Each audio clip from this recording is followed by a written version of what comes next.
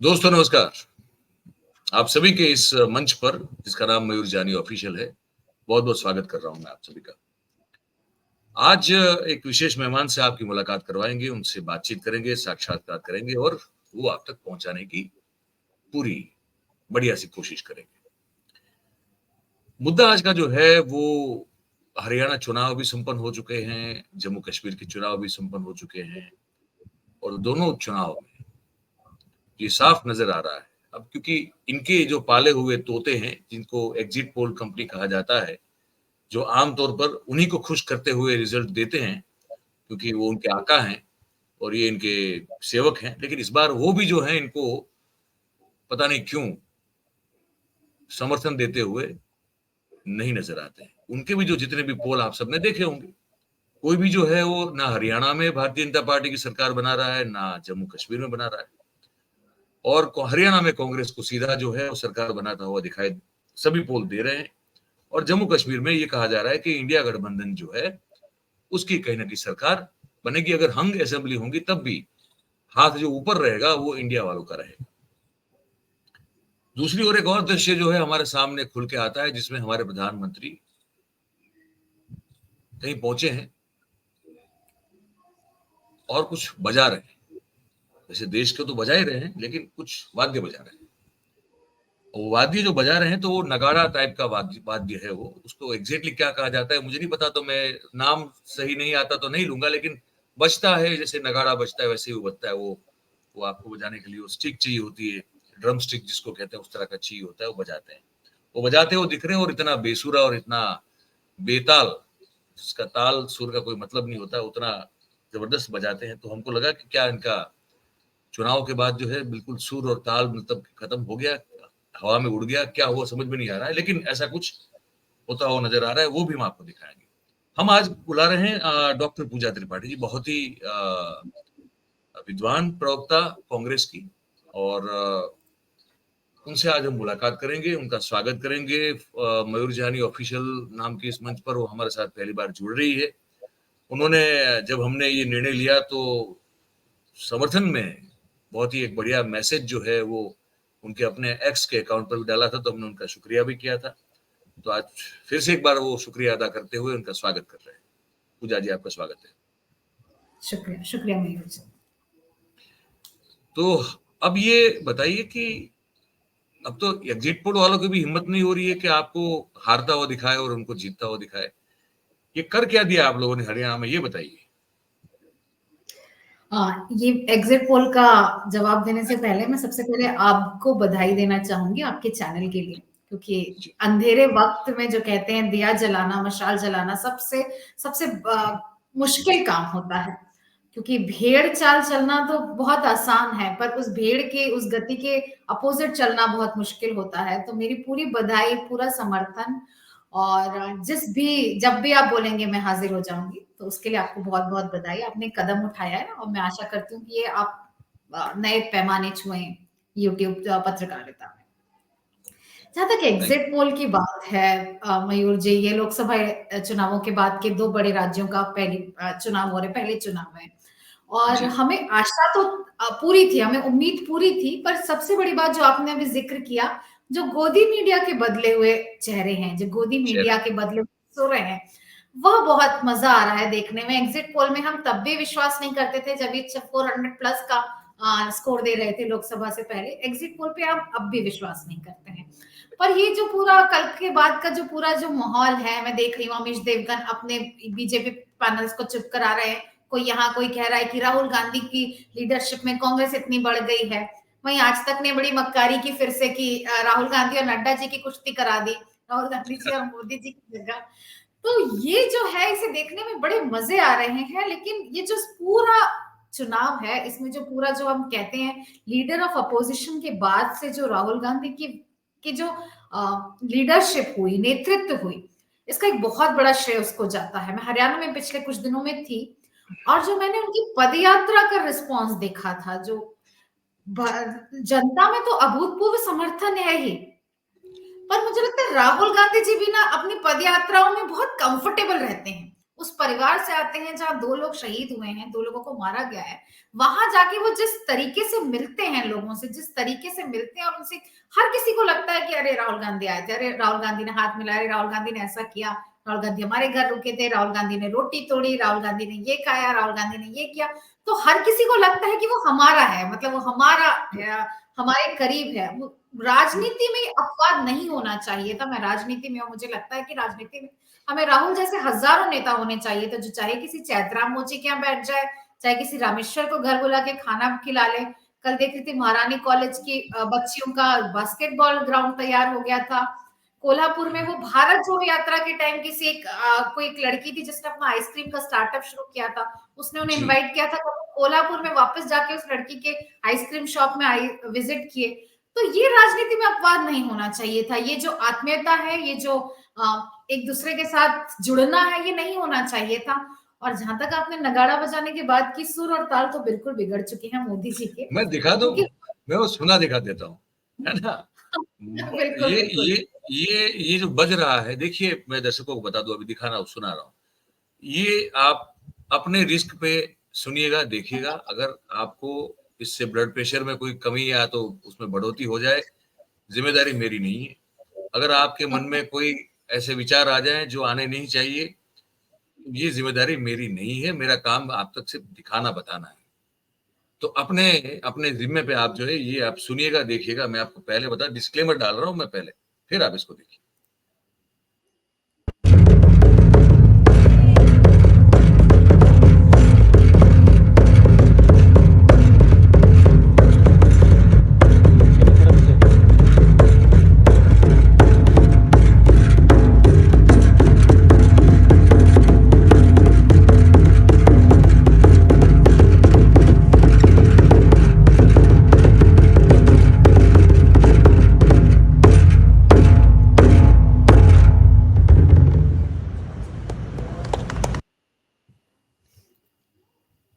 पूजा जी, मतलब कि अपनी नाकाबिलियत को इस तरह से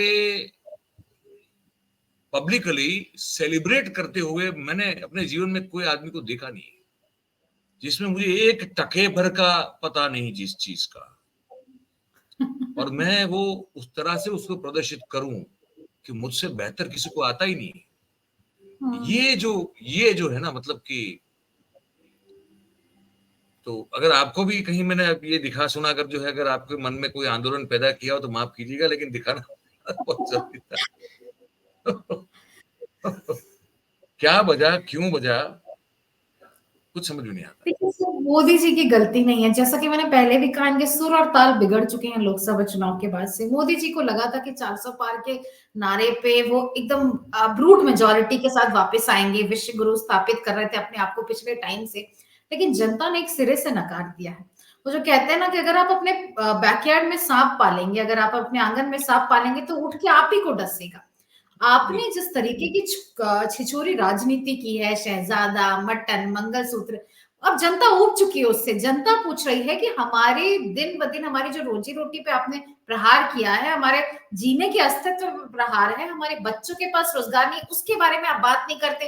अरे कांग्रेस करप्ट है, अरे शहजादा ने ये कर लिया, गांधी फैमिली, कब तक आप वही झुनझुना बजाएंगे?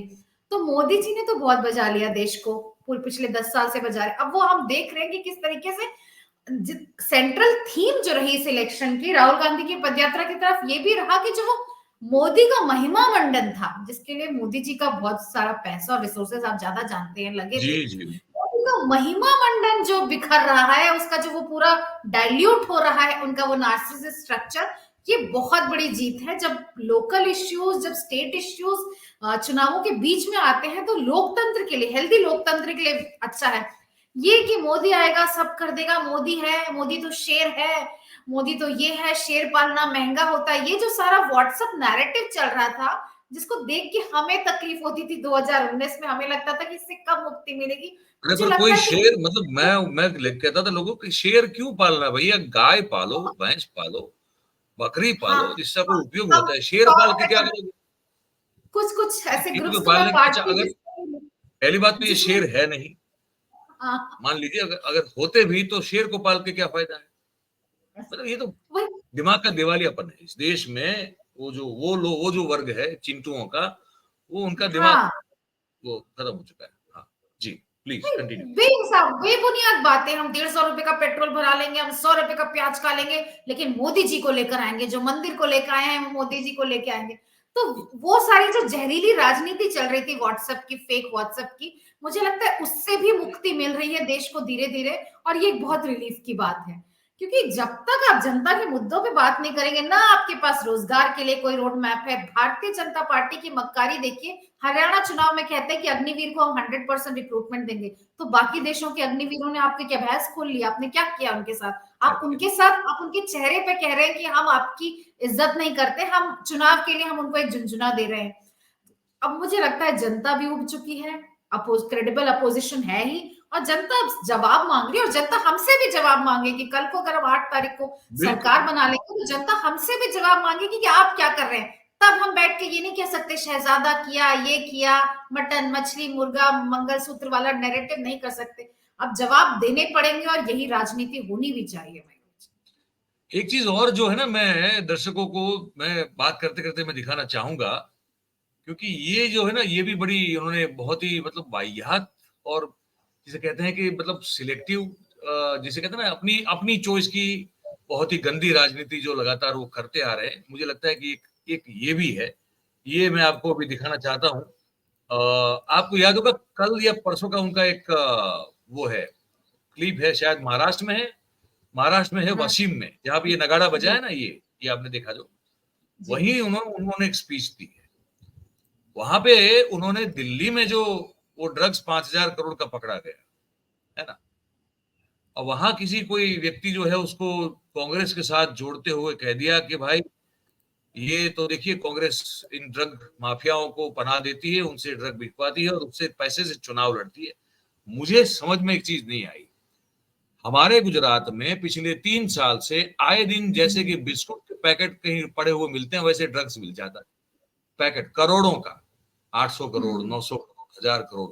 वो अदानी साहब के पोर्ट पे जो 21,000 करोड़ का मिला था, वो तो अलग ही है। उसमें तो क्या हो रहा है कुछ समझ में नहीं आ रहा है। वो जांच कहां तक पहुंची, उसके लिए मतलब कोई न्यूज नहीं, कोई खबर नहीं, कुछ नहीं हो रहा है। और ये जो अपनी सहूलियत वाली पॉलिटिक्स जो है, ये भी क्या आप लोग समझना शुरू कर दिए? पूजा जी, आप भी जो है लोगों से मिलती हैं, ग्राउंड पे जाती हैं, आपकी क्या सोच है? मुझे लगता है कि लोग, मैं जब कह रही हूँ, जो मैंने अभी हरियाणा में देखा, जम्मू कश्मीर तो मैं नहीं गई, हरियाणा में मैं थी। हरियाणा में जो मैंने देखा कि लोग देखना शुरू कर दिए हैं इनके आर पार। आज ये कांग्रेस को बताने की जरूरत नहीं पड़ती कि 2022 में यूथ कांग्रेस के आरटीआई सेल से इन भाई साहब को सस्पेंड कर दिया गया था। लोग जब पूछते हैं कि आप क्या कह रहे हो, और मैं कह रही हूँ वही घिसी पिटी, वही पुराना रेडियो चला रहे थे कि कांग्रेस ये कर रही है।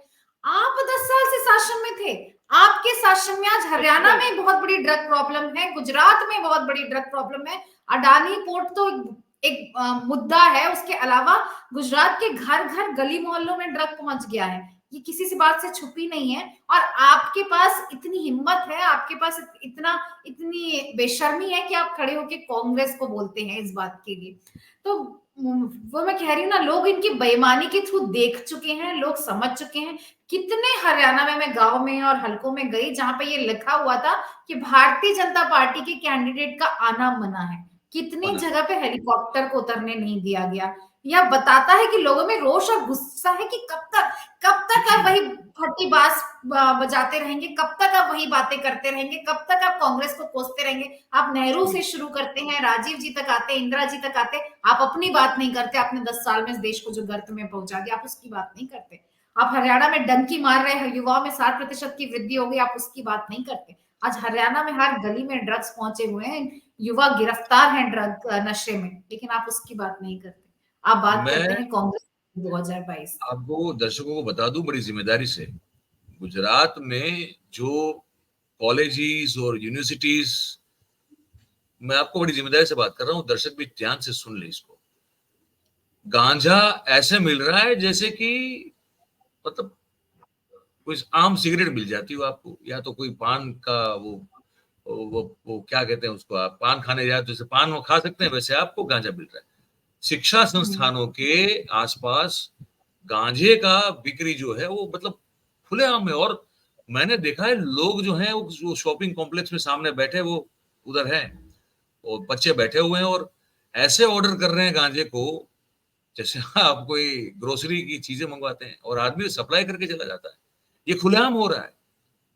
तो अब ये जब आपके 30 साल, लगभग 30 साल के शासन जहां आपका रहा है, उस राज्य में अगर ये हाल है, जहां आए दिन ड्रग्स पकड़ा जाता है, 500 करोड़ 600 करोड़ 800 ड्रग्स की फैक्ट्रियां लगती हमारे यहाँ, फैक्ट्री लग जाती, वो चलती है 3-3 2-2 साल तक, पता नहीं चलता किसी को। वहां से सप्लाई होता है ड्रग्स, एमडी ड्रग्स तो बहुत बड़े मात्रा में सप्लाई यहाँ बनता भी है, सप्लाई भी होता है। तो आप किस मुंह से जो है वो एक जो किस्सा जो कि आपने मतलब कि कैसे भी करके ट्विस्ट करके आपने उसको कांग्रेस के साथ, जो मतलब मैं कांग्रेस का पक्षधर नहीं हूं, आप प्रवक्ता है, मैं नहीं हूं। मैं इस मानसिकता से मैं त्रस्त हूं, एक देश के नागरिक के होने के नाते और एक पत्रकार होने के नाते, कि मेरा जो प्रधानमंत्री है वो किस सोच का बना हुआ है कि उसमें उसको अपने अवगुण जो है, अपनी त्रुटियां, अपनी खामियां पता नहीं दिखती ही नहीं है कभी, और हमेशा उंगली यूं लगी रहती है कि तुमने ये किया, तुमने ये किया, उसने ये किया। अरे भाई ये तीन इस तरफ है, इसको तो देखो, बहुत सारी तकलीफें हैं। ये समझ में नहीं आ रहा। ये सुना दूं पहले, ये इनकी बाइट सुना दूं मैं, ये जो कल कहा है उन्होंने। कुछ बताना चाहता हूं। आपने खबरों में देखा होगा, अभी दिल्ली में हजारों करोड़ रुपए का ड्रग्स पकड़ा गया, और देखिए दुख की बात, इस ड्रग्स रैकेट का मुख्य सरगना कौन निकला? कांग्रेस का एक नेता उसका मुख्य सरगना निकला। कांग्रेस युवाओं को नशे की लत में धकेलकर उस पैसे से चुनाव लड़ना और जीतना चाहती है। हमें इस खतरे से सावधान रहना है और दूसरों को भी सावधान करना है। और सबसे बड़ी बात जो आपने कहा कि वो व्यक्ति का कांग्रेस से कोई अभी ना रिश्ता है, ना कोई लेना है, ना देना है, और तो झूठ, इतने बड़े पद पे होके लगातार रोज झूठ बोलते रहना और अपने गिरबान में झांकना भी नहीं, ये कुछ क्लासिक केस है। पूजा जी, आप तो वैसे डॉक्टर भी हैं, हालांकि मयूर जी, आपने तो गुजरात में, आप बहुत सालों से पत्रकारिता कर रहे हैं, आप उसको इन एंड आउट जानते हैं। पर गुजरात में मैं भी आपके दर्शकों को बताना चाहूंगी, 2 साल में रही हूँ, फौज हमें कई जगह लेकर चलती है। ये जो गुजरात मॉडल है उससे ज्यादा वाहियात मॉडल इस देश में नहीं है। ये पूरी शीन की एक पूरी चमकदार पट्टी है जिसके नीचे ड्रग का कारोबार फल फूल रहा है, जिसके नीचे बच्चों के पास स्कूल नहीं है, जिसके नीचे आधारभूत सुविधाएं नहीं है। ये जो 2-4 शहरों में इंफ्रास्ट्रक्चर, जगमगा के इंफ्रास्ट्रक्चर कर देना, किसी भी इस देश, ऐसे देश के लिए एक मॉडल नहीं हो सकता जहां एक बहुत बड़ा तबका गरीबी से रेखा से नीचे रहता है। तो गुजरात मॉडल के झांसे में तो लोगों को आना भी नहीं चाहिए, गुजरात मॉडल के बहकावे में नहीं आना चाहिए। वही गुजरात मॉडल है जहां पे, जैसे अभी मयूर जी बता रहे हैं, और मैंने हरियाणा में देखा, हरियाणा के गांव-गांव में ड्रग्स पहुंच गया है। गांजा क्या, चरस, मैक, जो दुनिया भर के होते हैं, एलएसडी वगैरह, वो पहुंच गए हैं। क्योंकि युवाओं को आप नशे में डाल देंगे तो युवा रोजगार नहीं मांगेंगे, युवा ये नहीं पूछेंगे कि स्किल इंडिया का क्या हो रहा है, युवा ये नहीं पूछेंगे कि अप्रेंटिसशिप क्या हो रहा है। तो सबसे आसान है, युवाओं को नशे के कारोबार में डाल दीजिए, तो युवा इस बात में कोई आपसे प्रश्न नहीं पूछेंगे।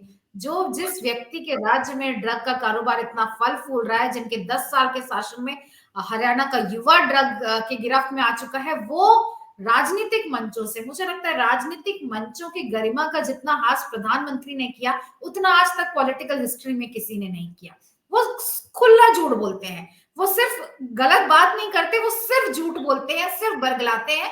पर जी, जो पब्लिक ताली बैठाती है वो भी जाके बाद में कांग्रेस को वोट देती है, क्योंकि उन्हें पता है कि इस आदमी के दिन लद गए हैं, इस आदमी के झूठ के दिन लद गए। इस बार तो सुना है कि उनकी सभा में भी जो भाड़े के जो 2-5 हजार लोग आते थे, उसमें से ज्यादातर तो सरकारी कर्मचारी थे, ये भी सुनने में आया। ये खबर नहीं है मुझे, इस बात हाँ, पे ये कोई वो नहीं। वहां के लोगों ने बताया, वहां जो कुछ पत्रकार हमारे मित्र ने कहा कि नहीं सर, वो बड़ा बहुत ही बड़ा फ्लॉप शो इनका इस बार रहा है।